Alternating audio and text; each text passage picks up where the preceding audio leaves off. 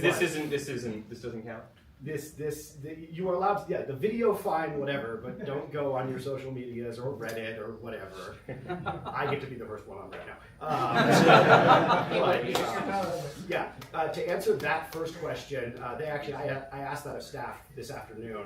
The first time you tap it, you will not get your discount, but after you tap it, it's then in the system, and then you can associate it with your card, and then whatever discount is on your account at that point. So if you pre-qualified for the senior discount or the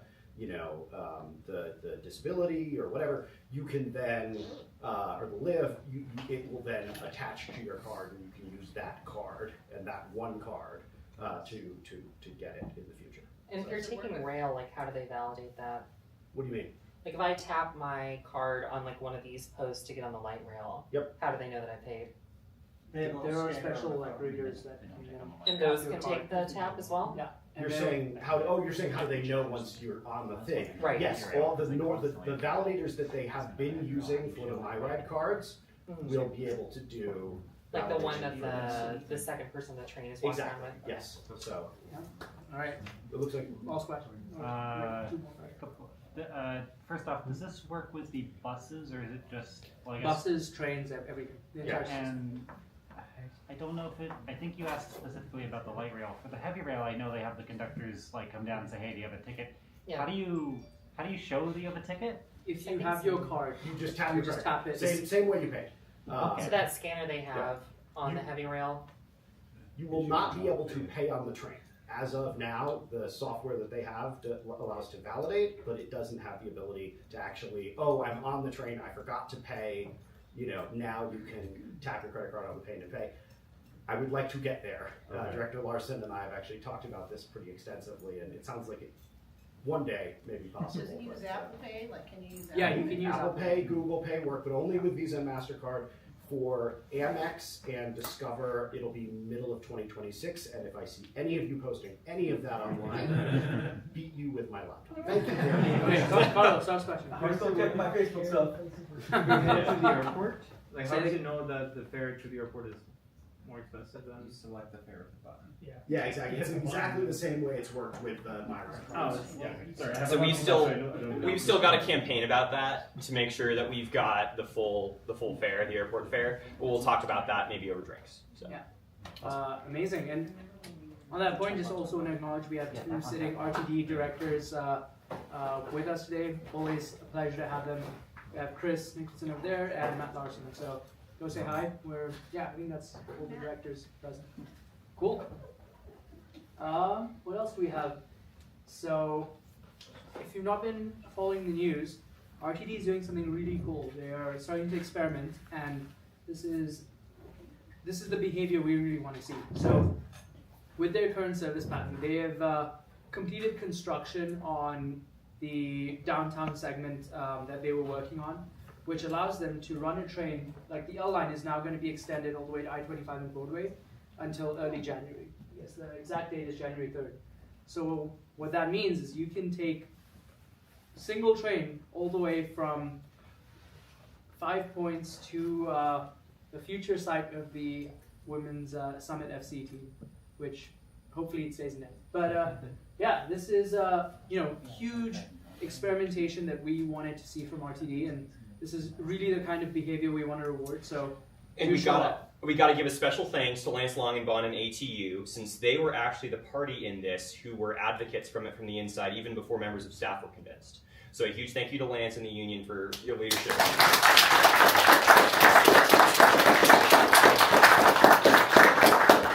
At that point, do we think that this will help calm the fears of the people along 5 Points, because people can now get in? Well,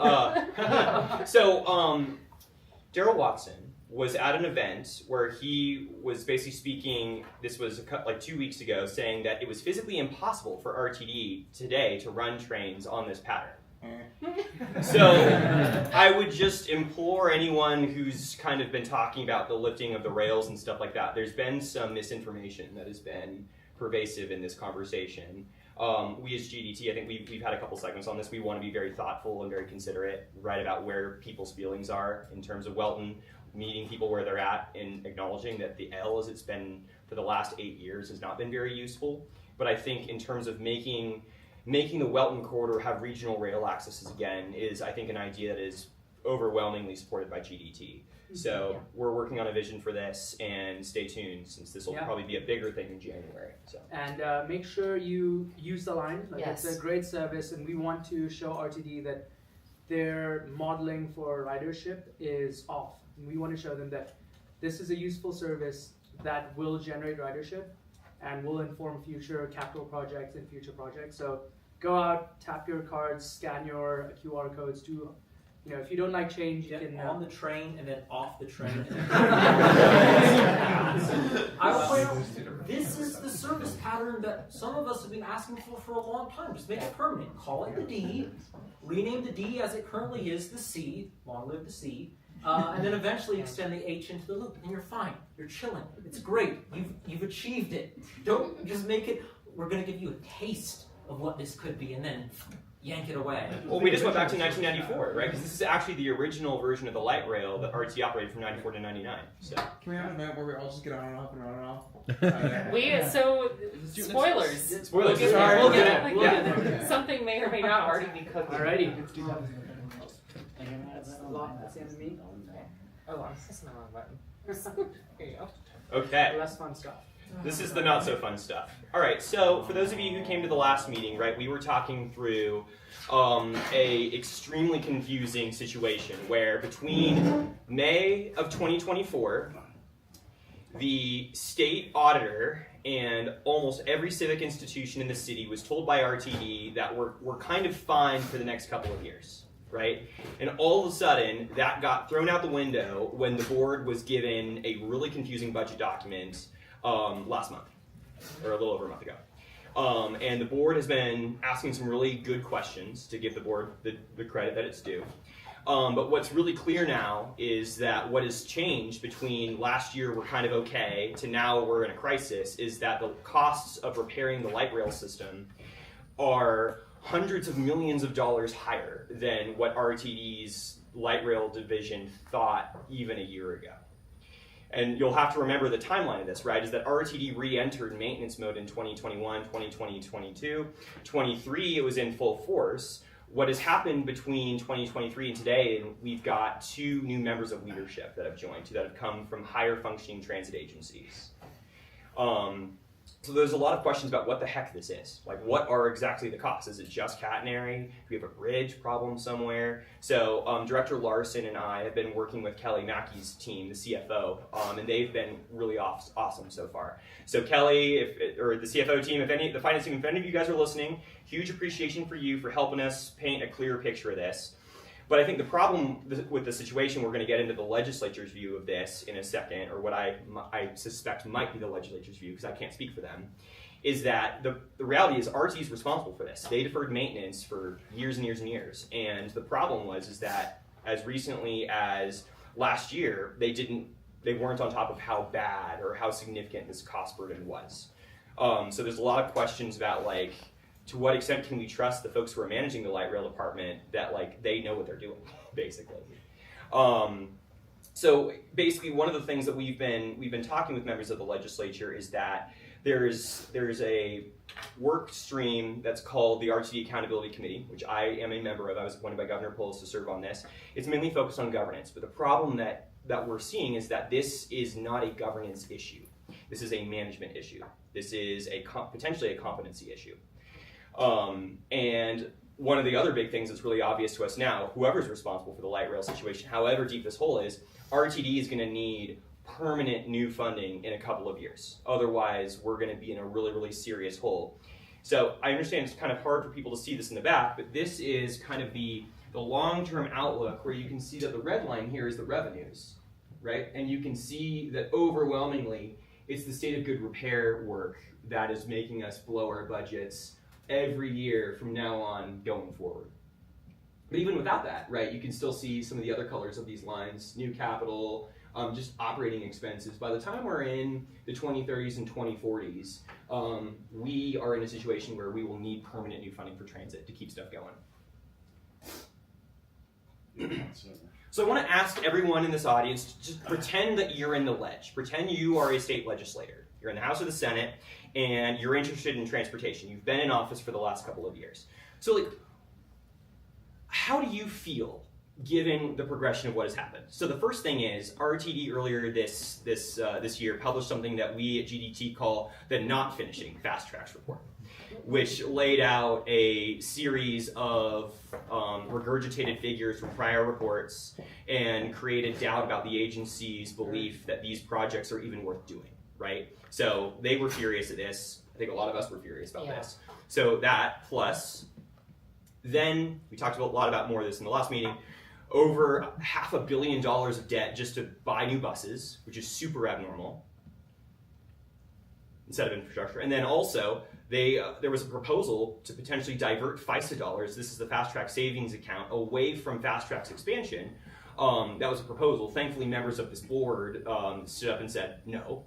So I want to thank, can we give a round of applause for those folks who said no to that? So, and then again, then you had this confounding picture of like a year ago, we thought we were okay, or we'd be okay for the next couple of years where we could get ourselves staffed back up, get ourselves back closer to the pre-pandemic service levels, and now they're halting all expansion because of how crippling this budget crisis is. Hundreds of millions of dollars deeper in this hole than they had thought. So if you're the state and you've gone through several bills to create new funding through creative fees to help RTD expand service, to help put together a solution for the unfinished Boulder train, the ghost train question, you've done all this work and you were banking on a certain amount of the FISA balance and RTD's underlying fiscal situation being in place. Now all of a sudden RTD is not positioned to take the state's help, right? So like the problem is you've worked on this for years, and now RTD management is basically telling you that you're giving us the wrong kind of help. So how the hell can the state collaborate with an agency like this? Like how does the state in good faith, who sees the importance of RTD and the trust of the general public in Colorado, right, for the history, right, they've looked at RTD as transit in Colorado because it's been the biggest transit agency. How the hell is the state supposed to collaborate with an agency like this? So now we're in this interesting situation where we've got some new leadership that's come in that I think a lot of us and the leadership of GDT are very impressed with. We've got a new CFO. We've got a new chief operating officer who's come from UTA, which is arguably RTD's highest performing peer, just over in Utah, in Salt Lake City. We've got a new assistant general manager, Angel Pena, who I think is an exceptionally bright person. But like, if you're the ledge, how do you help them? So this is kind of the thing that we've been chewing on for the last couple of weeks, as well as members of the board. So kind of, if you're, most people are not interested in finance, and I completely understand why. But if this is your bread and butter, if you're interested in this, let's talk over drinks after this, because there is no single answer that anyone has right now. The legislature's thinking about it. I'm sure people in the Gov's office are thinking about this. We're thinking about this. If you've got ideas on like what kind of help that is possible under Tabor, let's definitely have a conversation. I think we got one question in the audience. So I mean, one thing I saw, you said, bus system managing a railroad. I am really worried that will lead to discussions of splitting off the rail operations. That is something we really shouldn't consider. I think specifically you can see places like Chicago, where they do have multiple different agencies running in the same place, and it gets confusing, service is hard to coordinate, and it overall leads to general inefficiencies. So I'm very worried that we're going to be having that conversation. Well, I mean, I think we can talk about this afterwards over drinks, right? Because this is a conversation that is being had, and I think importantly, I don't really think that there's very many people who would say that Denver has a superior system to Chicago. Right. I mean, like if we're being honest, right? There's other models too. There's Massachusetts. There's the MBTA model, right? There's the Caltrans model. There's various models that we can inform what's possible. But I think if we're in $1 billion hole, right? If we've got just in 3 years we've got $1 billion of deficits, I feel like everything's got to be on the table. But that's just me speaking as the person who put this slide in. And So infrastructure and operations do not have to be parceled off simultaneously. Yeah. You can't have the state take over rail and have RTD maintain operations so it remains well coordinated with the bus network. Although, quick disclaimer that the state's budget isn't doing so hot right now. So an immediate handover is probably unlikely, I would say. Exceedingly unlikely. It will not happen. The state has to fix Tabor first. Still, yeah, I'd before- simply repeal Tabor. Yeah. We have to deal with Tabor first before there's any discussion, I would say, about actually the state acquiring RTD's rail infrastructure. So yeah, I think that is a little speculative at this point. We should probably keep going. We'll talk about that over drinks unless Director Wojcicki has something. I just wanted to mention, Chicago. I mean, they've had their struggles too. What they've done recently, I'm sure most of you are aware. They actually found some money and raised some taxes to really shore up the system. Yeah, They it's also- something that we can't do. We can't just raise taxes as a Tabor unless you want to raise sales tax to like 15%. Exactly. One more comment, then we got to keep Just rolling. combine all of its agencies, No. or do something along the lines. But I find working with a lot of agencies that there's multiple agencies extra. There's like a good chance they'll hate each other and do absolutely do absolutely everything to make it as hard to work together as possible. Have different tickets, different schedules, different everything, and it just turns into a mess. So more to come on that. So one more really boring slide. So most of you are probably going to struggle to read this. So we had the mother of Cora requests out. And this is what I was talking earlier with the support that we've had from CFO James, Mac. what's Cora? So Cora basically it's under Colorado law, the public has the ability to request documents or request information pertaining to government services, right? So this is a way for us to get Act. Yeah. Oh, sorry, the name of the act. Yeah. Thank you. So in practice, like we at GDT have sent a significant amount of cores to RTD over the years because Especially Joe. Especially Joe. Thank you, Joe is the Cora Meister.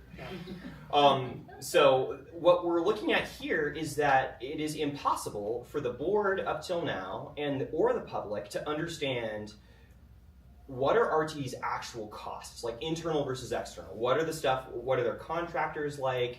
We can see a little bit of that, but also breaking down like RTD's light rail versus the end line versus bus. All the departments, because we want to understand, like, okay, if RTD's costs are going up so much, where is it? Well, now we know. So keep in mind, so we're going to compare 2024 versus 2019. So these are just 2 years, and obviously there's a lot more nuance to this analysis, but just for everyone to remember, right? Last year, we had only 76% of the operating hours that we did in 2019, right? So like 3/4, basically. And then we only had 62% of the ridership that we had in 2019. Between 2019 and 2024, against an inflationary background of 23%, RT's fixed route bus costs went up by 35%. 35% just for inflation or 35%? Nope, total 35% versus 23% of inflation. Okay, so an extra 12 percentage points. Above inflation. Okay. Yeah. DTO, this is the operator for the commuter rail, went up by 36%. And Accessoride, even despite being, hopefully you would have expected offset partially by Access on Demand, another paratransit service, still went up by almost as much as both fixed route bus and the commuter rail costs. Do we have the Flex Ride Yes. change numbers? Yes. The Flex Ride increased by only 8%. So well below inflation. In fairness, it was already horrifically expensive. Still is. But also there's just fewer people using it, well, I think, is part of the other picture with ridership. So, and then there's a couple departments that exploded. HR went up by 83%. Yeah. Corporate C-suite went up by 40%. Corporate got a lot more expensive. And then IT also went up by 40%, but hopefully that's us getting on top of legacy systems and stuff like that. Yeah.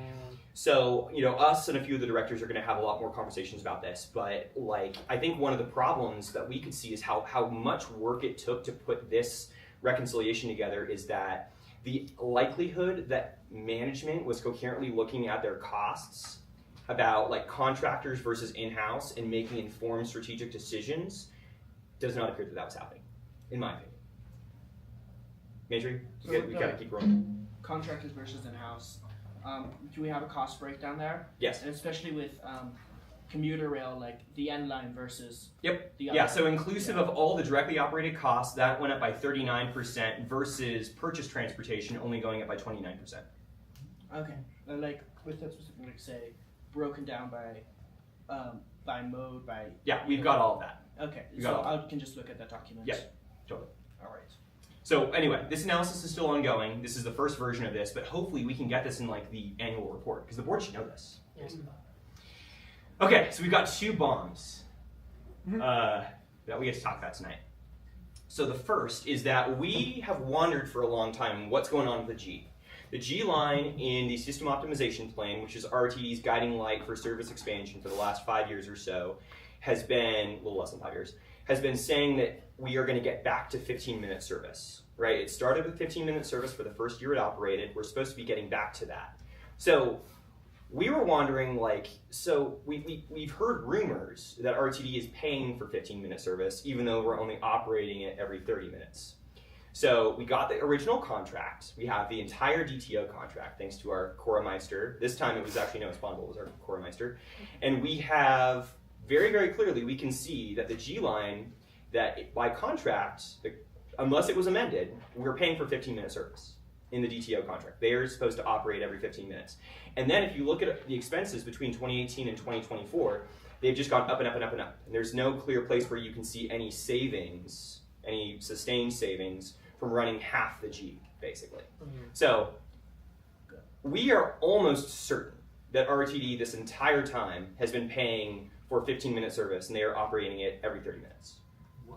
So we can't break this out between the different lines, though, like between the B, the G. We can do that based on hours of service. Okay. But not hours paid. Because it's technically based on an intact single contract with DTO. Okay. That we do not believe has been completely restructured. So from what the numbers look like and kind of the sustained cost escalation, and given that the contract says you shall operate every 15 minutes, we are almost positive RTD is paying for 15-minute service and we're getting half of it. Should we like sue someone? Yeah.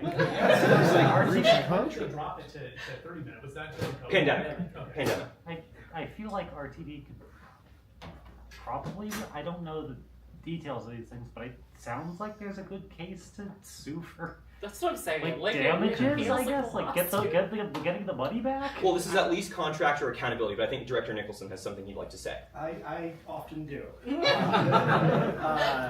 So I've asked about this question, and the way that it's been explained to me is that we basically decided the ridership on the A line was more important than the ridership on the G line, and so we moved those operator hours over to the A line, and the additional hours we've been able to run on the A have come from taking stuff away from the G. But wasn't there a certain like A-line contract we had for hours too that we would have already been? No, it's specified here. The East Quarter shall be operated 15-minute service during these periods, and then 30-minute service during these periods. Was the contract amended? Right. So like, how could we be moving people like operators from the G to the A if we've already like contracted out a certain number of hours for the A? It's a really good question, and hopefully, Well, I mean, if we want them to shift it and they're fine with it, then they're just doing what we asked them to do. No, I agree with that. But what I'm saying is like, it sounds like we've already paid them for those A-line hours too, though. So it's like there's still missing hours here, right? You guys know this. Are we running exactly today the number of hours that are in the contract? The only difference is you are running slightly longer trains on specific days of the week. That should be the only material shift over the last couple of years. They was already 15 minutes. Yeah. Right. Because you're right, if you've already satisfied the 15-minute headway requirement in the contract, you can't just move operating hours away from the G and move them to A because the A is already satisfied. And by the way, the B is supposed to be running way more often too. The B's every hour. Is it supposed to be every 30? Does the contract specify any number of operating hours? The contract specifies the frequency and service levels throughout the day. For each line. For each line by period, yes. So we have the full contract, which we'd be happy to share with you. Yeah. Does the contract have an audit provision? Will you send me the contract?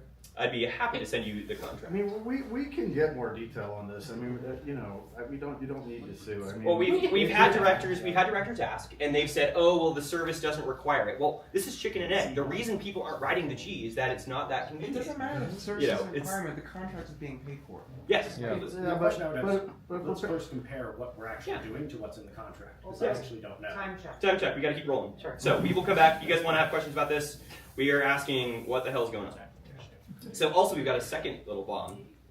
The N line, RTD took possession of the N line in 2020. That's when they began operating it. What's interesting is that when I was an intern at RTD in 2014, through 2020, the website was very consistent about what the N line would do. So this is a screenshot of the Wayback Machine. So this was taken on March 11th of 2020. This is right when the pandemic began, before the N line opened, but the year the N line opened. Service shall operate every 20 minutes during peak hours. Management admitted during a board meeting that the infrastructure is not capable of doing that. So that means one of two things happened, right? One thing is that somehow earlier on in the construction of the N line, some agreement was made and they decided to not run it every 20 minutes and every 30 minutes, and the website was wrong in telling people they would have way more service than they were actually getting for at least 5 years, right? That's option number one. Option number two is that something went wrong. They were intending to operate it every 20 minutes, and when the contractor gave this line over to RTD, there was either a lack of due diligence or there was awareness and there was a lack of challenge to make them defend, oh, we're only able to operate this 66% of what we thought we were going to operate it. So there's another question of how the hell did this happen? Very quick comment. Very quick comment. I just want to say I do know that there were a lot of troubles between RTD and the contractor that built the N line, so I would not be surprised if this discussion was had and we just weren't, because I think there was a lot of issues. I don't remember the exact details, but RTD should sue. So there's a contract. Yeah. So Jackson, then we got to keep rolling. Yeah. I just wanted to say that the N line has multiple passing siding stations. You have 48th and Brighton, and then you have Commerce City 72nd, and then you have the more lengthy double track sections in the north. The distance that the trains take to pass through there should be no reason why an up to 20-minute service should not be possible. It's not like it takes the trains 20 minutes to traverse a single track section. So you think they're being overly conservative? I think it is lack of maybe expertise on how to schedule the rail, or maybe fears of cascading delays. So we've had a few railroaders in our group who are on the freight side take a look at this, and basically they concur that if you were going to make this reliable, you need a little bit more double track. That was their independent. I agree. We need more double track, but with the existing infrastructure. Yeah. So keep rocking and rolling. Sago, you want to do this? Just fly through it. Okay. So ridership, same story. Bus is down, but these numbers don't mean anything in terms of the increases on the rail, because the base period was unbelievable disruption of it took me 3 hours to get from here to Bellevue. So I will qualify light rail specifically. Yes. The heavy rail being better is an actual good sign. Yes. Because we had the first 6 months of this year, the heavy rail was actually down or flat. The so heavy this rail is really a good indicator, unlike everything else. What were your color breakdowns there? Just curious. Yeah, so the orange is bus, the light blue, or the light purple, I should say, is light rail. The dark purple is commuter rail, and then the red is the mall ride. So what you can just see here, you don't even need to read the numbers, is that we were on a recovery trajectory and we have stagnated for the last 2 years, basically. Operator shortage. Yeah. So the light rail actually had a little bit of a lurch upward, which is great, but we are still down year over year in bus, and most of that is they changed the methodology. One of the new leadership came in and decided that it was not accurate to tell the public that your bus headcount was at full headcount when a whole bunch of those were trainees. So you're saying that looks worse than it is?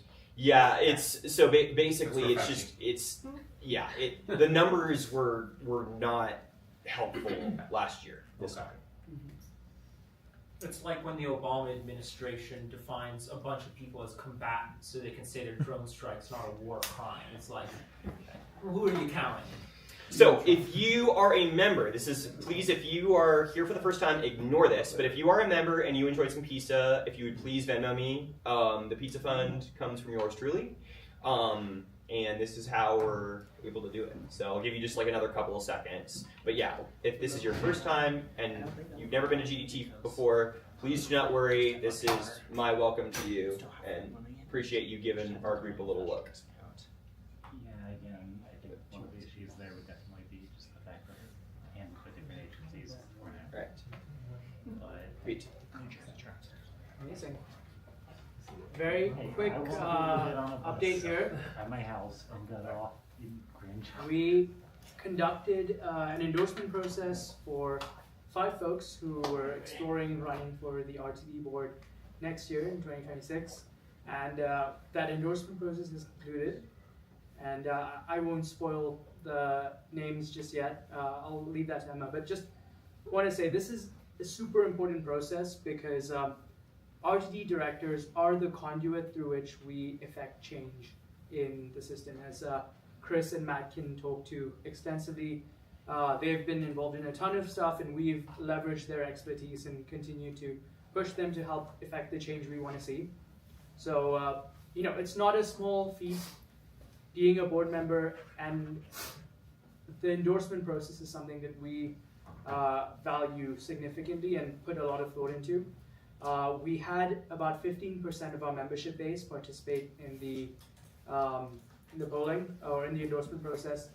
Hopefully we can get that higher next year, but 15% is still a good number of folks who felt strongly about the candidates that we are going to endorse. So if you did participate in that process, thank you for doing so. You are helping shape the future of RTD in just that small action.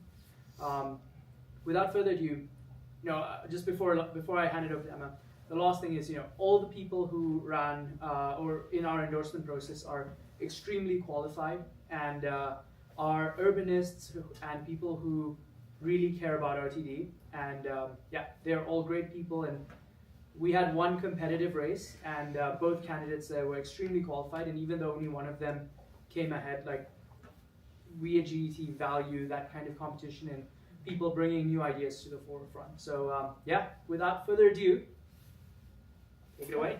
Yeah, and I think that 15% is what, the full Slack membership? Yeah. Okay, so in terms of our active membership, it was much higher. Significantly higher. Yeah.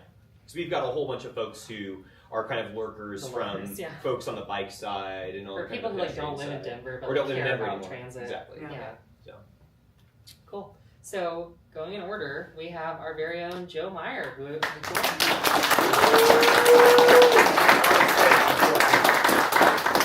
fantastic. He's one of our co-leads. Super excited for the work he's going to do. Yeah. I'm sorry to interrupt you. No, go for it. What's the term for an RTD director, and how many of them are elected how often? Yeah, so we... Yeah, and are they staggered, like 4, 6 this one, 7 the others. But it feels like 12 years. So wait, I'm sorry. Essentially 15 half the... for a 4-year term, and someone just said 6 this next year, 7. Basically 7 half the year, board. then 8, then 7, then 8. Too many people. Even years. Oh, You're okay. Yep. Yeah, 2 terms. There are, yeah. Yes, technically it is 2 terms, then you have to take 4 years off. And like Karen Banker, you could take 20 years off and then come back. And there's also there's a restriction on, you can't be a consecutive chair, right? If you're chair, you can? Yeah. Is there any limit on that? Oh, most people choose not to because they get burnt out. Okay. Time check, we gotta keep moving. All right. Time check, cool. Okay, more endorsements. Coleman Erickson, who is here?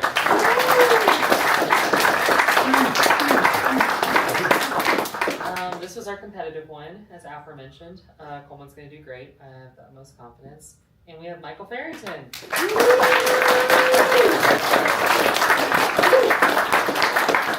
Really exciting, especially given the district you're running in. Going to be great to have great representation of you there. So we're gonna flip it blue. We're gonna do it really quietly. And we have someone who might ride transit more than me, which is crazy. We have Jack. Fantastic. Exactly what Boulder County needs. Utmost confidence. Going to be great. Like a train. So yeah, conscious of time. Before we go any further, right? I think especially over the next month or so, right? Each of these candidates are having various kinds of events, right? They've all been very proactive about having a website, having a social media ground game, getting endorsements and stuff like that. But now is the time, I think, that we can really help them. Absolutely. In particular, that there's people who are kind of political hacks who aren't interested in transit, but they're going to be looking for something to run for, especially if they don't get perhaps other roles that they're interested in. Yeah. So it's so important. I mean, I think, Emma, you said it absolutely right. This is one of the ways that we've had the most influence in RTD, and it's absolutely incumbent on us. If they've got an event, show up. If they make posts on the Slack, like them, comment, engage. If you disagree with them, talk to them, engage. Yell at Chris Nicholson at the bar after this. You have my permission. But he certainly does. But it's so important, especially now. Donations help them discourage other people from getting in the race. That is the name of the game for the next couple of months. Yeah. So. And sorry, go ahead. No. Yeah, the candidates will continue to post different events and how they want us to show up for them. There might be some door knocking, there might be some other events as the campaign heats up. But part of this process is we want to show that we are really behind the folks we endorse, and for the people who did participate, ask questions and just challenge the candidates. Like, thank you for taking part in this process. And it's super important that we do have a thorough endorsement process. So if you did ask questions, if you did read through all the responses, the candidates wrote some very thoughtful answers. So yeah, thanks for participating. I would just say very quickly, as someone who has run 20 years of political campaigns, which is odd when I'm 25 years old, and obviously. There are two things that matter in campaigns, as one of my mentors used to say to me: money and votes. Since you're obviously all extremely rich, the first thing you should do is give those candidates all your money. and then that'll be enough. And if you can't do that, then, in most of these races, you have 80,000 people voting in them. In my race, that meant that I was able to win a pure majority, with 40,000 votes. So, these folks have to knock on or advertise to 40,000 people to win. So if you can't give a lot of money, let them know that you're going to help knock doors. And before even knocking doors, for those of you who are over 18, each of them has to get about 400 valid signatures from people. 250 to get on the ballot, which means you really want to get about 400 valid signatures. You can ask Brett Pagliari's opponent last year how hard that can be, in that he didn't do it, or Michael Guzman, or any number of other people who failed to get on the ballot. So they're going to need your help. We will be outside the King Supers getting signatures. Come join us. And then they're going to kick you out from there. Yes. I have this out of me, and then you're going to go to we go to the other King Supers. There we go to Safeway. Every single person in this room should figure out which of these people you like the best, and then go knock their doors. And all of the candidates should be very likable to the people in this room, and get them to come knock the doors and get signatures. You're going to see a lot of farmers markets. Oh, yeah. You're going to be at some farmers market or other every weekend. Yep. Okay, we got to keep Amazing. moving. Yeah, we're Let's going to go. keep moving here. Do we want to Right.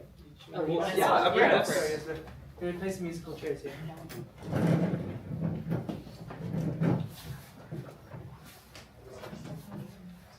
Amazing. So earlier this month, or like last month, Joe, Cody, and I went for a really cool workshop where we got to understand how transit works. What are some of the thoughts around how transit networks, especially bus networks, are planned and designed? And we wanted to share that with the membership base, help upskill everyone, and push our level of conversation around how we're thinking about RTD's bus network.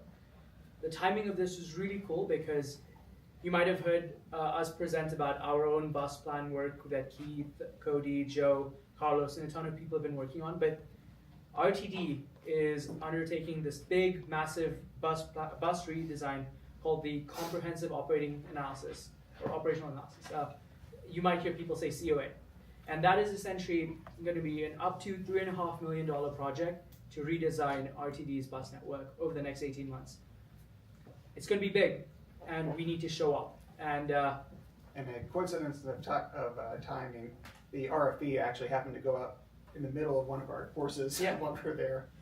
But yeah, so today we're going to give you a quick rundown of what we learned. Do a fun activity where we get to meet new faces, and then do some quick reflections. So, why did we go to Portland? That's a nice city. Yeah. We don't need another reason. It's great. Yeah, it is pretty great.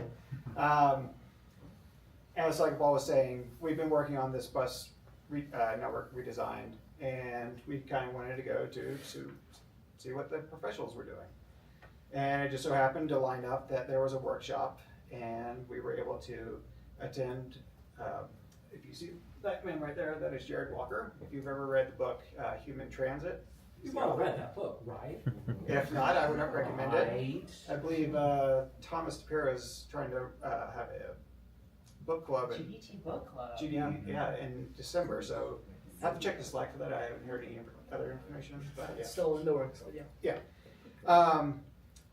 So he and his company, they're ones they'll lead this workshop. They have decades of experience. We design networks all across the country, all over the world. We talked a lot about Dublin, a lot. You told me. Yeah. Yeah, I mean, like they've had a proven track record. Like they've gotten awards. Like Akron recently, which is a smaller city, they've gotten awards for like their bus network redesigned and how they've encouraged ridership. Rare Ohio win. Yeah. In this coursework, it was over 2 days. We were essentially split into smaller groups, and we were given more interactive tasks of designing networks and with people we didn't know, but using these core principles to demonstrate them in like a fun, active manner. So hopefully we've returned with some like a better understanding of how to apply these principles, and that's what we're hoping to pass on to all of you. So a couple of goals we want everyone to leave with right now is, at a high level, understand how transit networks work. It's not lines, it's a network. Understand that there are real policy choices and trade-offs associated with how you design a network. Understand that there are objectives, and these objectives can be in competition with each other. Understand how resource availability ties to frequency. Define what access to opportunity means and how that fits into network planning. And then lastly, hopefully we can leave more excited about how GDT is going to be able to affect change in Denver and Denver's own network planning process. So first big design question here is, do you design a network for ridership or coverage? And what does that mean, right? What does it mean to spend resources on ridership?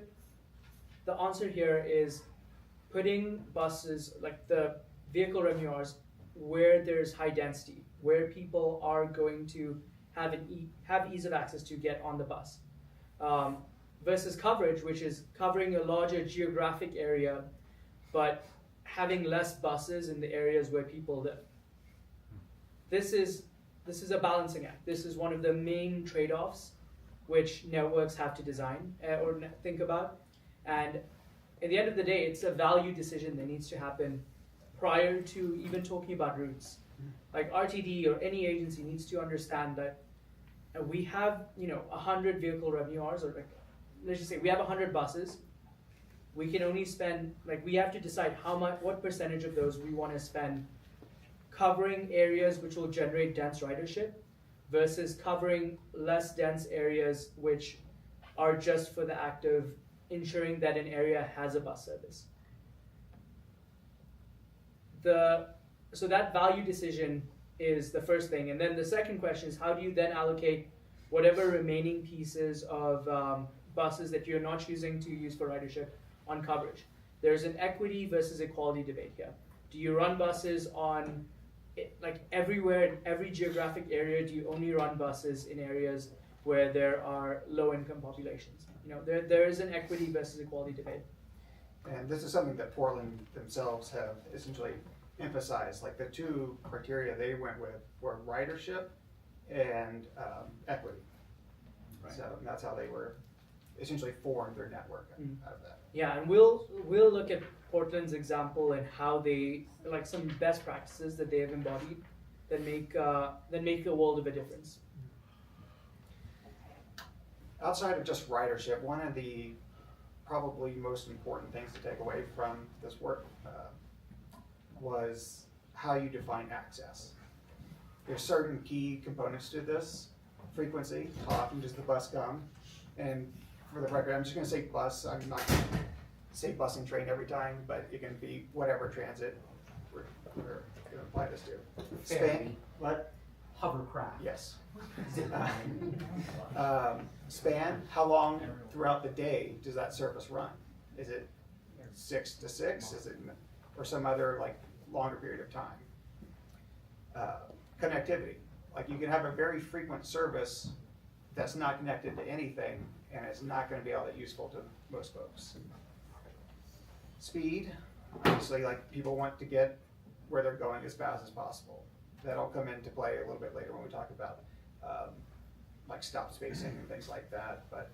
And then reliability. You can have a frequent network, but if all those buses are bunched up together, it's not really going to mean a whole lot if there's big gaps in the service. And one of the key components of like imagining access is the wall around your life. This is something you talked about a lot in the workshop. And what can you get to in a certain amount of time? Usually we were talking about what, 30, 45 minutes, because that's just kind of about what people will allot for different types of trips.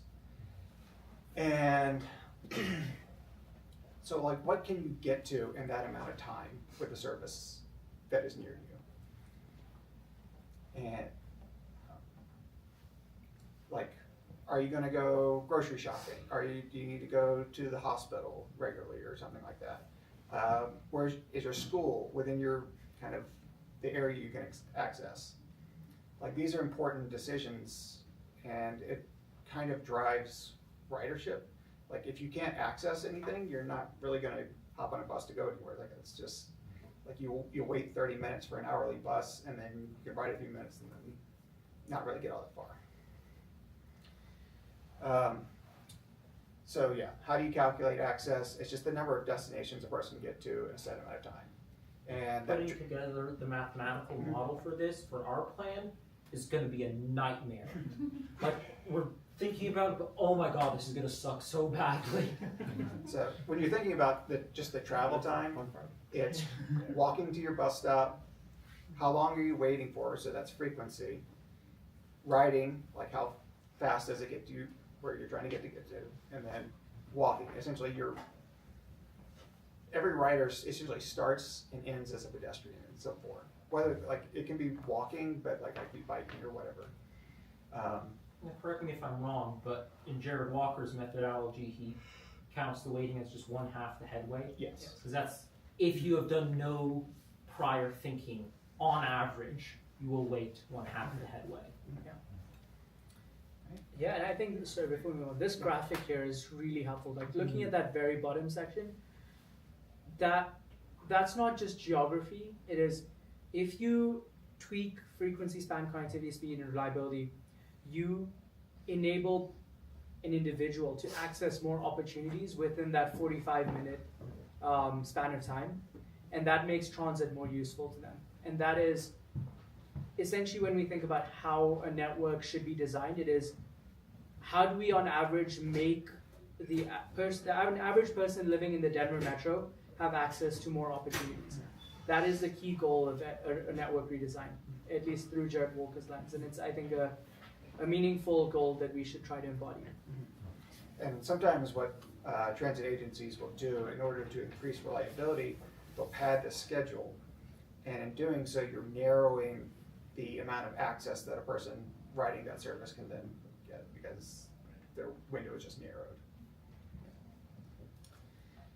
Some of the best practices we went over, frequency is not a linear benefit. Like if you don't get twice the ridership going from hourly to half hourly and then like continuing upwards. It actually is more exponential, or is it logarithmic? Cubic. Cubic, yes. Cubic is crazy. Yeah, yeah. So, yeah, I mean, like you unlock just a lot more potential for people to get on those buses. Do we know what the cutoff is for that? Because I imagine there's a point where it's like increasing from 2 minutes to 1 minute doesn't really. Yeah, there's probably diminishing returns in terms of like how many buses and operators are going to Like between 10 minutes and 5 minutes, I could still see benefits from that. Yeah. We talked about an average of like 15, anything 15 and higher is frequent service. There are routes that justify more than that, but you know, when we reach the 15-minute mark, that's what you could imagine a frequent service to be.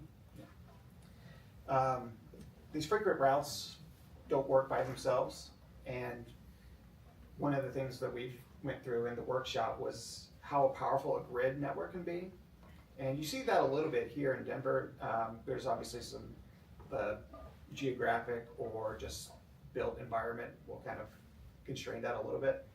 But if people can know where they're going, like, oh yeah, I can expect this route more or less going to go straight, and like I can connect on a grid, and like I can make my journey fairly regularly, and it just makes the connections a lot easier throughout a whole system. This was the big selling point of RTD's up to this point, only major network redesign in 1977. September 12th, 1977. the big update was going from a radio old streetcar pattern to this. And it's actually, in some ways, the grittiness of the grid has become less gritty with time. Yeah, so like I feel like one of the big problems with like RTD system though is for a lot of the east-west trips, and I guess north-south too, but like if you pass through Union Station, it just stops there. It's like we don't have trips that like use Union Station as like a through station. Union Station And as I was just alluding to, ridership is an outcome, not a metric designed for. Like access is probably a better measurement of success for that system. How do you define access? Well, essentially the usefulness of the system, like what you can get to in a certain amount of time. Like, Thank you. like, yeah, Within a how 45 many more jobs can you get to within that window? Like if we do a Monte Carlo analysis of a bus network and just throw 100 random pins and then see how many of a certain kind of service, like grocery stores, are within 45 minutes of that, Right. those pins. So yeah, I think the easiest way to think about it is like job density, like for an average person. So you take like a census block or you take like a city block.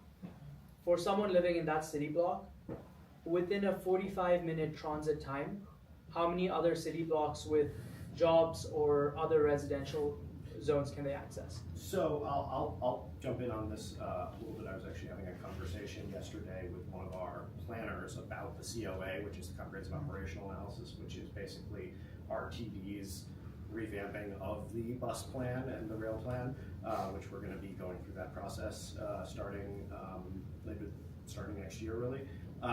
And what's cool about today that you were not able to do 10 years ago or even 5 years ago, well, is so the surveillance state has benefits. And one of them is that we know where everybody is starting and where everybody is going to. And not from an RTD perspective, but from a, you all have cell phones and we can track them. Or This was actually brought up during our workshop, was some of the data they were able to like use. I can't remember the company. Our They were like, partners with NSA to provide you with Yeah, basically. it is anonymized. If anyone has a few $100,000 sitting around, that's something we would love to access, but it's slightly outside of GDT's budget. I got to play with one of them because I'm special. But no, so we are going to be able to use that to actually see not just how many jobs or whatever are within a 45-minute, but how many jobs that you want to go to, person who lives here. How many people can we connect to the places that they want to go to? And on the point of connections is, with a gridded network, these connection sites are also points of opportunity. Yep. There's a lot, like essentially if you have two 15-minute routes converging, those are great sites for development. I just want to make a quick thing, especially when we're looking at using that data of like where people are going. It's really important not to kind of make the kind of, especially if we're looking at specifically transit trips and waiting by that, you have an issue where you're essentially in a lot of places trying to measure the demand for a bridge by counting the number of people swimming across a river.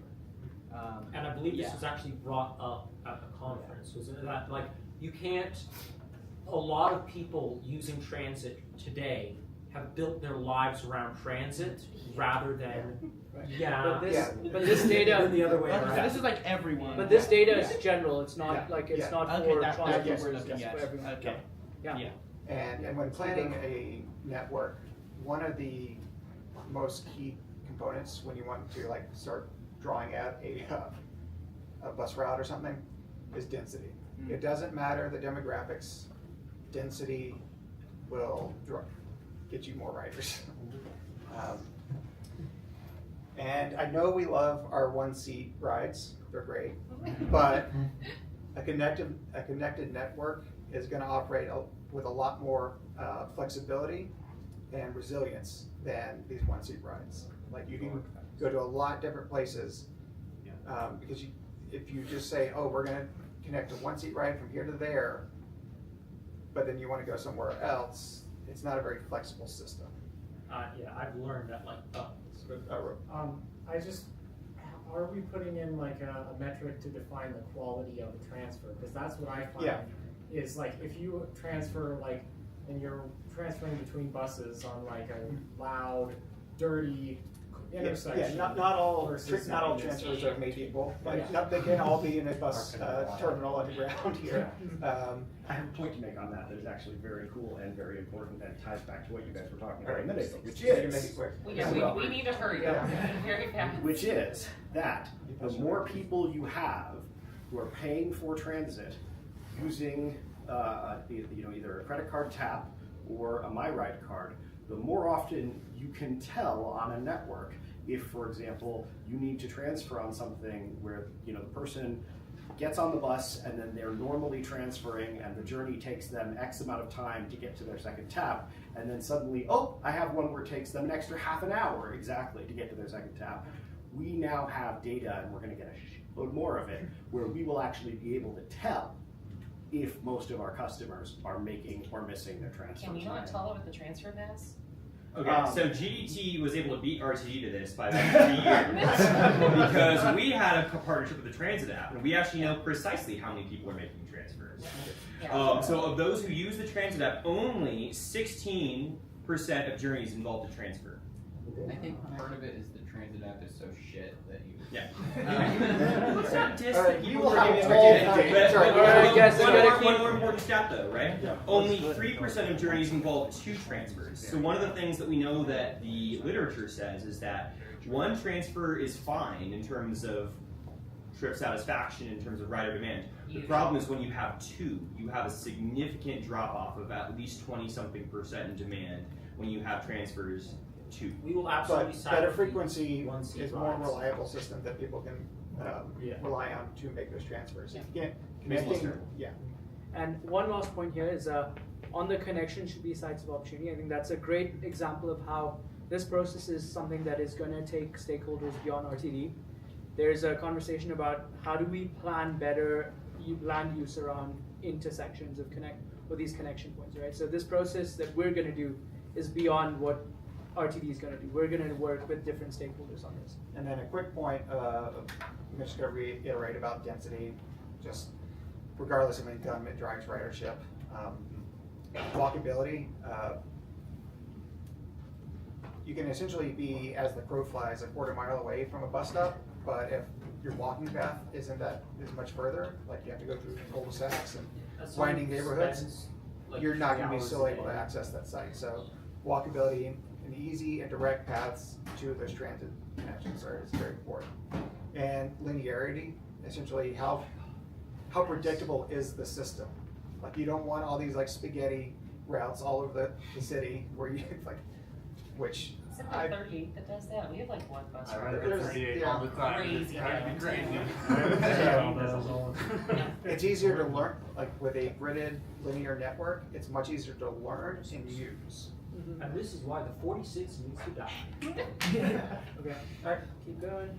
All right, some more best practices around design, infrastructure, and impact. So, quarter-mile stop spacing is a global standard. When you think about the systems in Latin America and Europe that really push the bar, they use quarter-mile stop spacing. And the reason why stop spacing, like the more stops you have, you walk less, but the buses are slow. And trip distance-wise, like depending on how far people are going, if you're like, take the mall ride as an example that stops every block.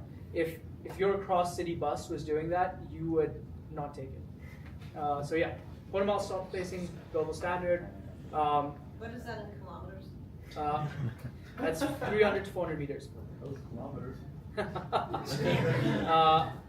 In terms of a grid network in your core dense neighborhoods, a half to 1 mile grids are ideal. You don't want to run frequent 15-minute service like a quarter mile away from each other because that's a waste of resources. I know from an ableist perspective, like I want to qualify this, but people who are able to walk, a half mile to 1 mile grid is better for like running frequent To be service. very clear, you do though have to build a bus network with the street grid you have, not the street grid you wish you had. Yeah. So that's why in Aurora, the bus routes that we design and whoever gets this contract will design, they will be 1 mile apart. Because that is where the streets are and there is not a single contiguous road in between. Again, when you design a network, you have to design it for all kinds of trips. Trying to design a trip with like peak service patterns is very inefficient.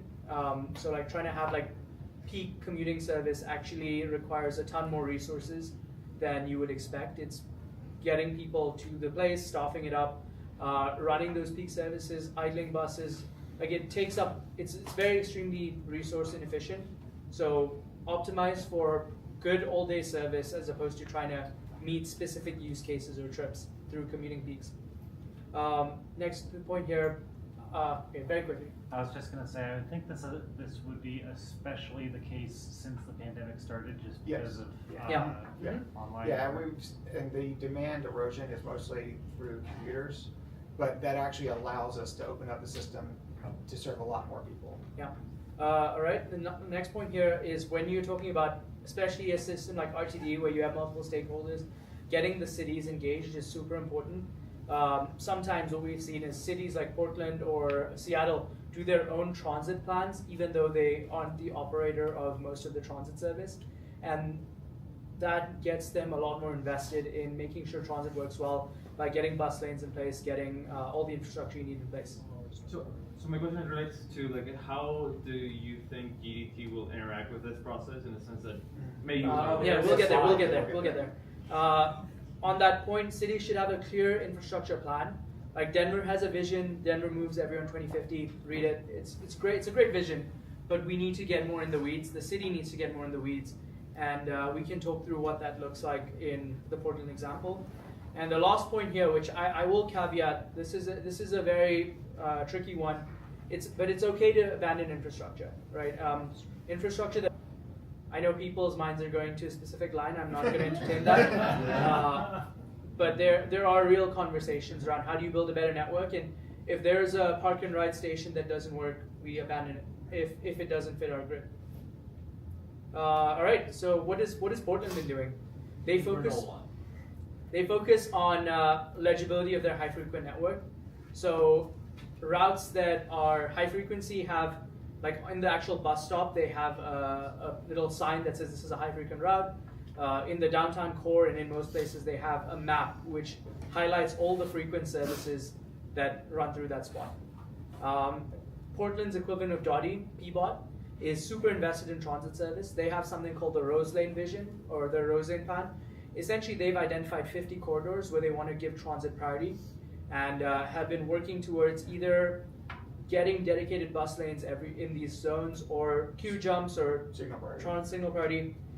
And I think this is the model we need. We can't just identify individual corridors like Federal, Colorado, or Colfax and call it a BRT. We need a more comprehensive plan of how do we make our average buses work better.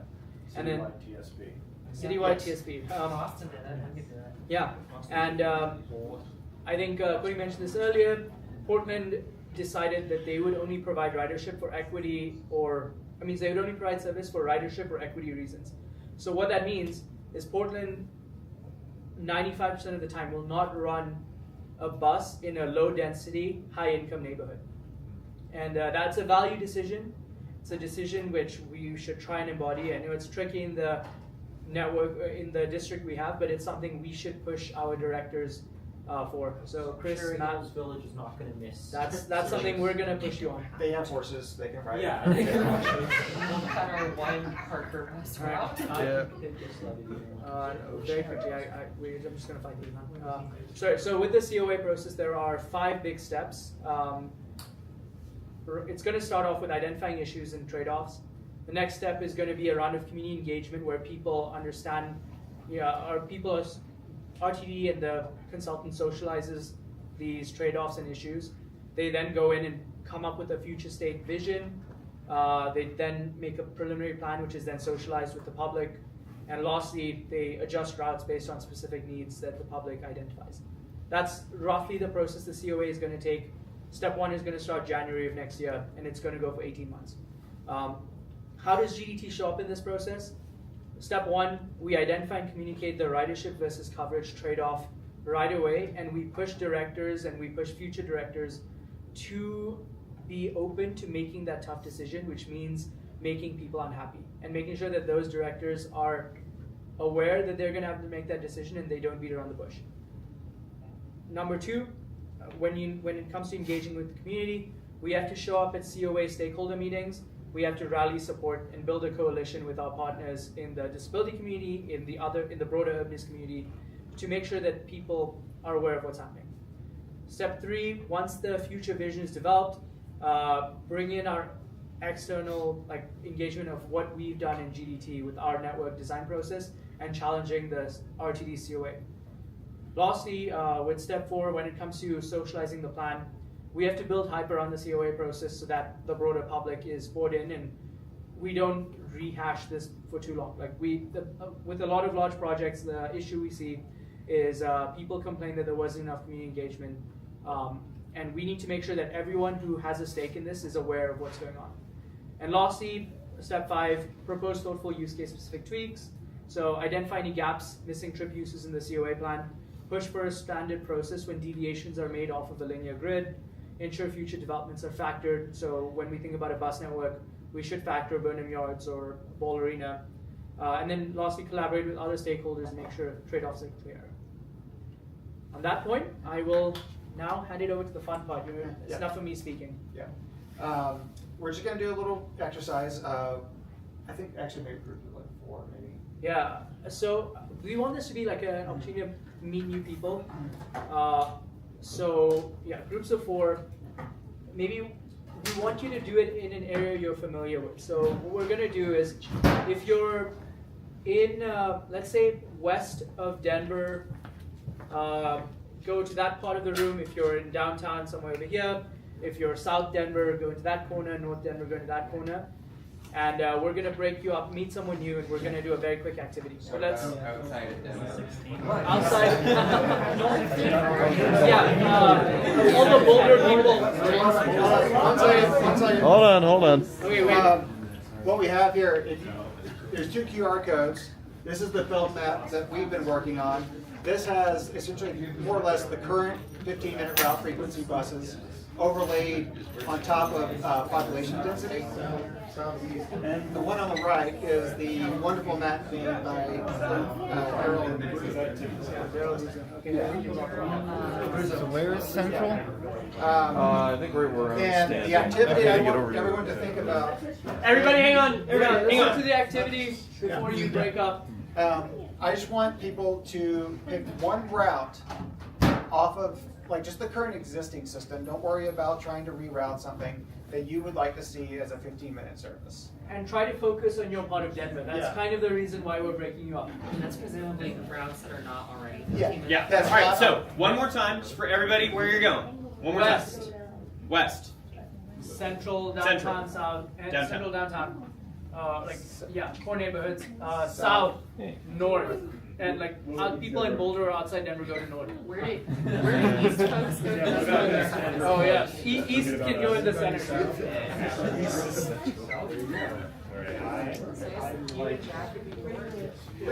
Yeah. North Ogden.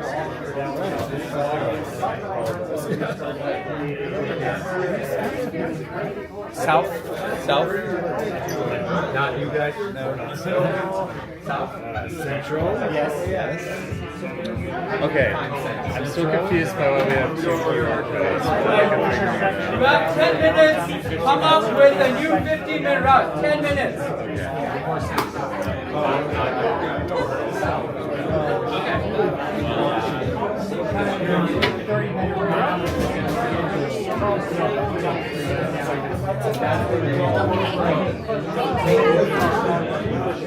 I'm worried that there's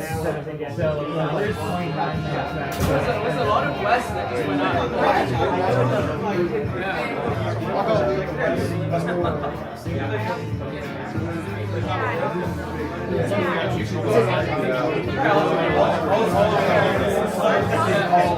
If you guys have questions, ask Keith about routes.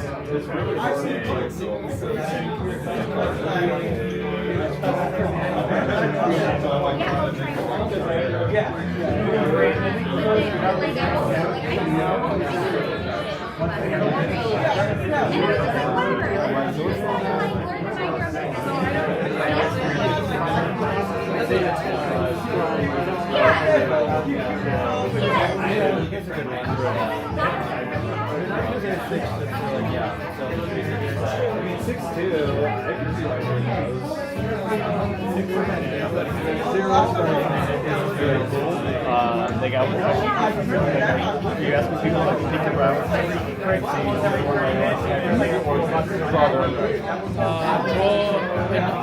Yeah, it can be either or. This just shows their existing routes. Right. So if I want to go add a new one, can you do it on this? No, you have to.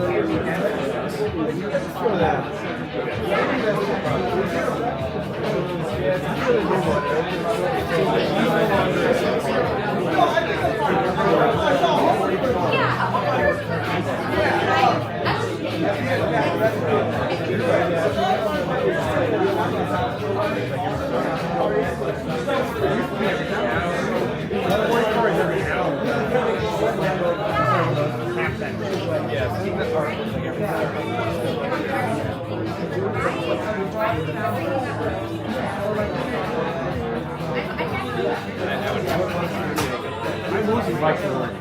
Yeah. See, I mean, that's the problem with like transit activities. It's like we just give up around which is fine.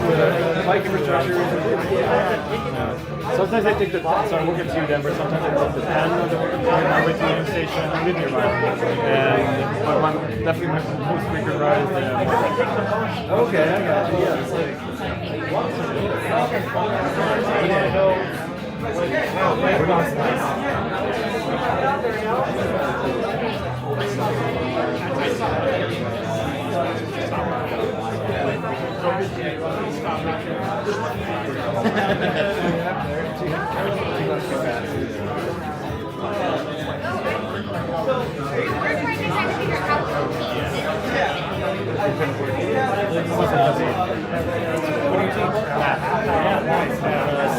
Yeah, that's you.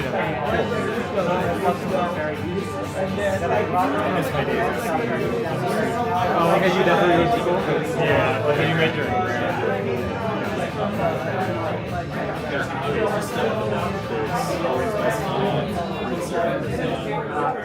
A little bit.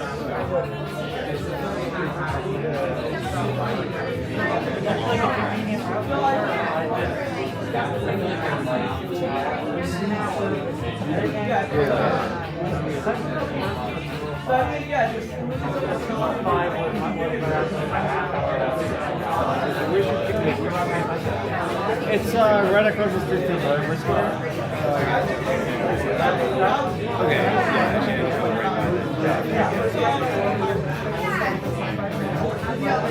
So it's in the half of New Denver is downtown, the other half is on the old area campus, so across the street from the square.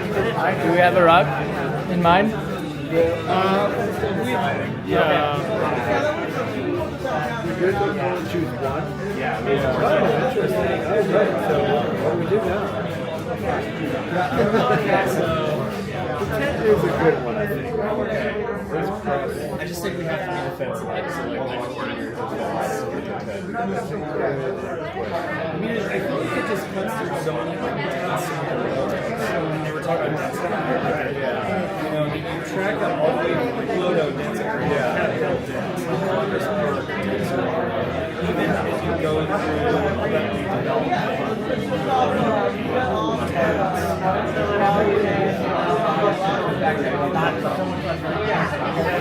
Pennsylvania, that'd be right. Quick justification. But the 15 and 16 you're not going into Logan. I think that's the selling point of the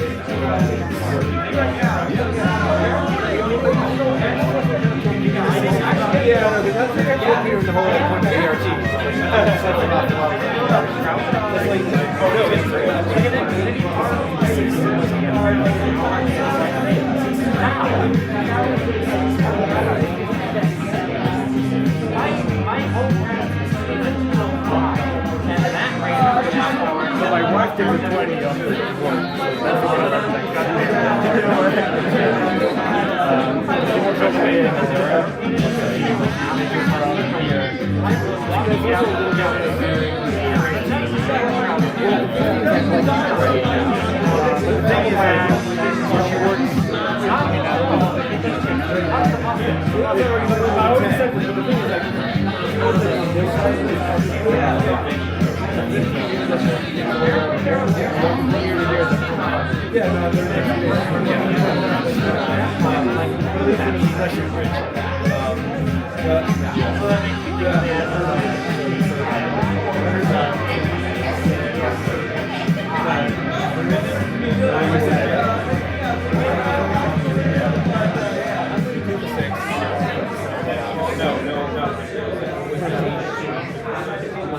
Six, I What is all this? Well, on my system, my system map right now is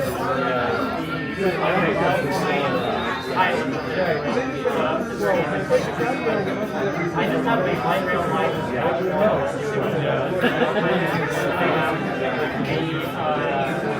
Heavy rail, which I merged for the light rail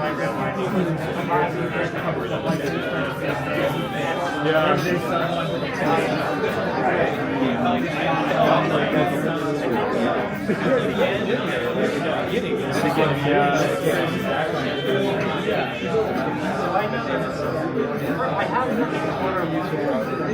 I don't have GH, but I have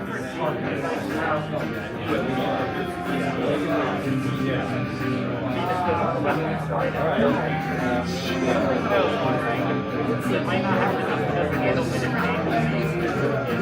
Short-term things. With the lines, you know, with starting with if they can say, okay, we are going to put our money into this thing like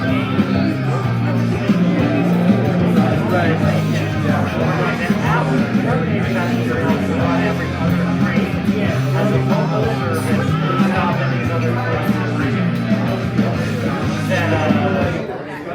Hey guys, quick update. So RTD is having a bit of a budget crisis. So this was a two-part assignment. Give us your pipe dream and then scale it back. So what we're gonna try to do is, you know, every decision, every network plan comes with trade-offs, and so since you all roughly geographically live in the communities that you're designing these routes in, pick one route that would be either scaled back in service or cut entirely off.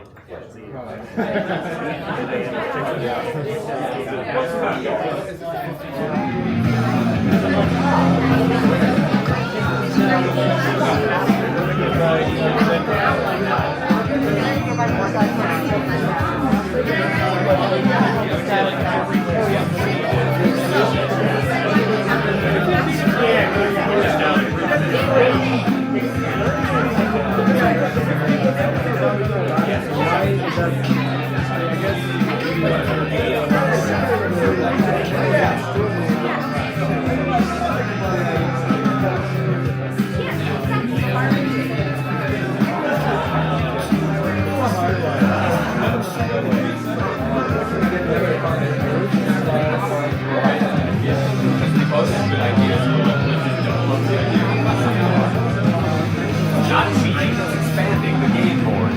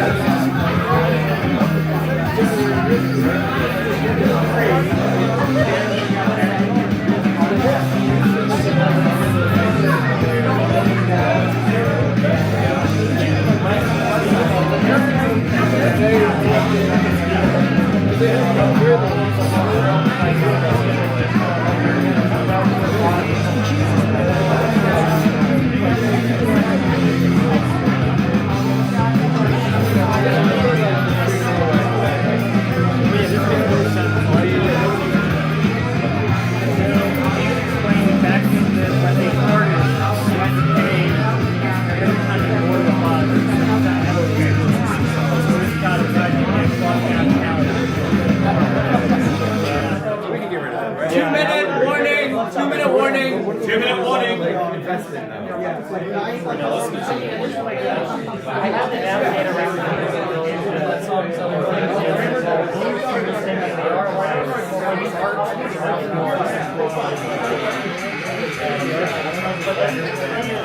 half of that, like the south half, like you're not getting it right.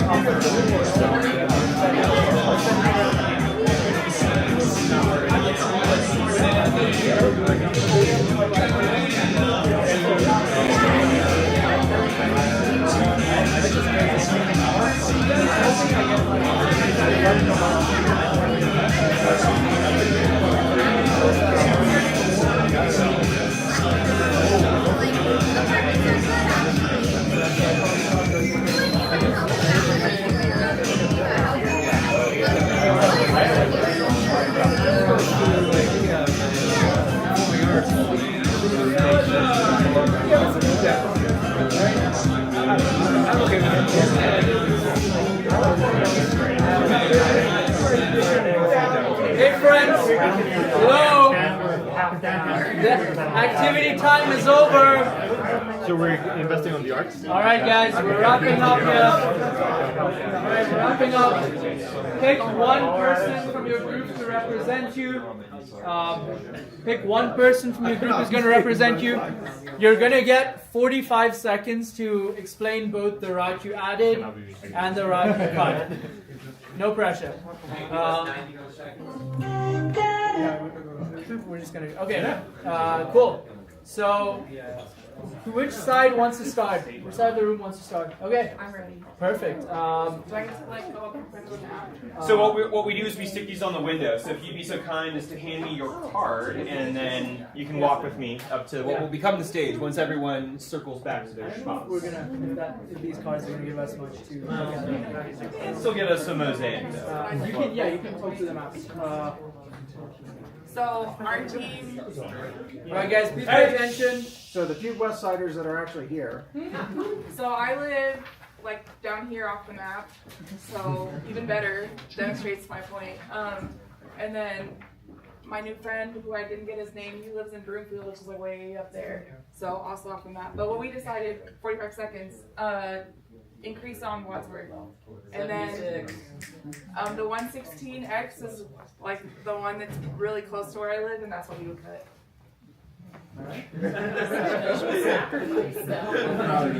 That's the opposite of parochialism. We love it. All right, thank you so much. All right, next group. Who wants to come up? All right. We do Central. All right. So, okay. So the one that we chose was the 24, which currently runs an hourly service on University, right next to the Cherry Creek Mall, the University of Denver City Park. It is directly on University, goes all the way down to Highlands Ranch. What we would say is take that up to 15-minute service north of Hampton, so you get 15-minute service on University all throughout Denver. Split it at Hampton to maintain hourly service south, especially for the service workers who work in Cherry Hills Village as house servants and maids and cleaners and that sort of thing, because that's how they get down there, which is really important for equity reasons. In terms of what to cut, we did not have a consensus. I was staring at the map trying to figure out something that I didn't feel that strongly about. The 36, I don't know. It's pretty close to the 30 on Federal, but I don't feel good about cutting West Side service, so I'm open to ideas. I don't know that I'd cut anything in Central just because it's the highest density area of the metro. It's highest density part of the metro area, so highest cost efficiency. Cut the metro right. Sure. Everyone's All right, sure. Look, 46, and I will die on this. Okay, all right, cut the let's 46. go. All right, let's go to the next group here. All right, you want to give James your sticky card? All right. So yeah, I'm with the kind of general south side. Got people from kind of all over the area there, and the one we chose was the 21. It's Evans Avenue from somewhere in Lakewood, I don't exactly remember, out to Aurora. And we desperately need an east-west connection in that area. There is basically none. It is on a reasonably dense high-use corridor, especially for that part of the city. And yeah, it's a pretty obvious choice in terms of routes in the area. Yeah, and the one we chose to cut is the 46. It runs 2 to 3 blocks from Colorado Boulevard for almost its entire length. It's just a very strange kind of remnant from that 1977 redesign, and it has such a narrow use case that it was almost easier to choose which route to cut than which one we wanted to add service to. Okay, cool. Thank you so much. Alrighty, next group. All right.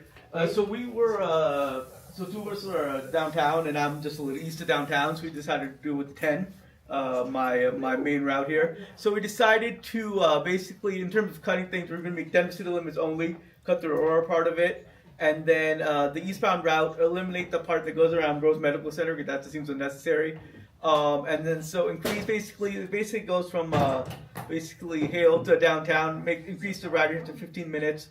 Get rid of some stops because it's ridiculous how close some of the stops are. On Colorado, there's a stop on 9th and 11th, which just seems unnecessary. So you basically can eliminate a bunch of stops, and yeah, figure that would make this better. Cool. Thank you so much. Yeah. Thanks, Steve. So we didn't put all our reasoning down, but you can just. Yes! I already like this. Okay. So we were also downtown, and for increasing frequency, we want to increase frequency on the ART because it goes to so many cool places. It's 60 minutes, and it feels like everyone wants to go to Rhino, but nobody can take transit there. So I feel like the ART would be a good choice. And unfortunately, we would also get rid of the Metro ride, even though that hurts. So I love it, but there are so many ways to get from Union Station to Civic Center. It just feels redundant, and it generates no fare. So. And it's like not fast. The Metro ride is basically there because people don't want to ride downtown with the homeless people. That's why they have the Metro ride, basically. All right. Who's next? We have. You don't have the bus to yourself. All right. Which group's next? All right. Yes, I have. All right, guys, pay attention. So our proposal as your caucus from the North Metro is to focus on the 104L, and this is currently a service that runs from Wagon Road to DIA, and it's hourly all day. There's no 30-minute, no 15-minute service, so that's where we want to focus, increasing that 30-minute frequency and 15-minute frequency, especially, I would say, between Colorado Station and it'd be the Broomfield connection that it would make at Church Ranch. Setting up the Wagon Road is weird. The Wagon Road part is part of the issue. So we're also talking about extending it past I-25 to the west so that it can make that regional connection with the Flatiron Flyer and have 15-minute service in the key central area where we have the highest ridership, while also skipping a lot of stops that don't provide ridership and is just a coverage model. So this will get people moving end to end without slowing them down in the middle while still providing service throughout the entire network. Cool. Is there a ride you're going to cut? Oh, the 46, obviously, but most importantly, the flex ride in the area with very low ridership and with higher frequency service on that would make a lot of the coverage make a lot more sense. Cool. If you have a 15-minute connection between the Flatiron Flyer and the airport, would the AB 1 and 2 also be superfluous?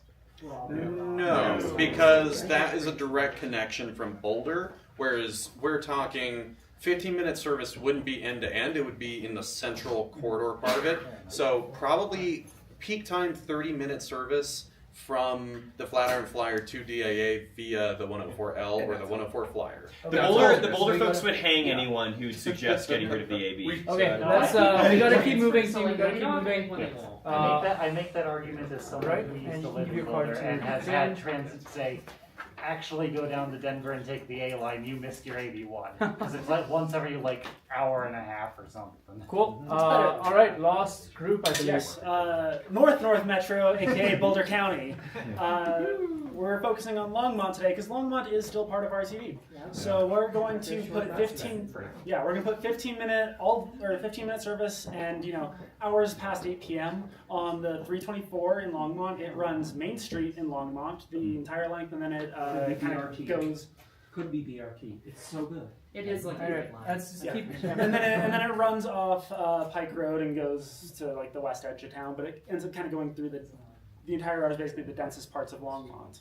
What we're going to cut is the 327, which runs like a half a mile from the 323 and is hourly. It just doesn't provide good service. Amazing. Thank you so much. Do our online friends have any? Is Coleman? Are you able to see what? Oh, terrific. Yeah. Any thoughts from our online friends before we move on? No.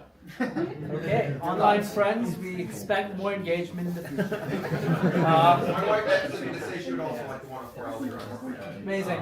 Awesome. The main takeaway I think we really want to get from this exercise is thinking the hard trade-offs we're going to have to face in the coming months as we go through this COA. Like, where do we concentrate our services, and what sort of split do we have between that ridership and coverage model?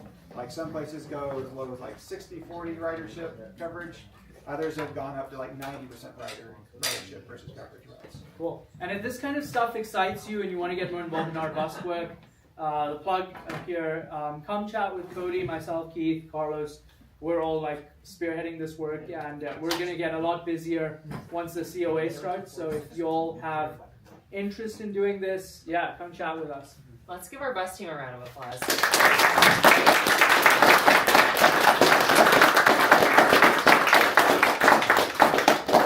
I'm going to try to recover some time here. We got Board of Directors meeting, shocking. It's going to be Tuesday, December 9th at 5:30. Please come and comment.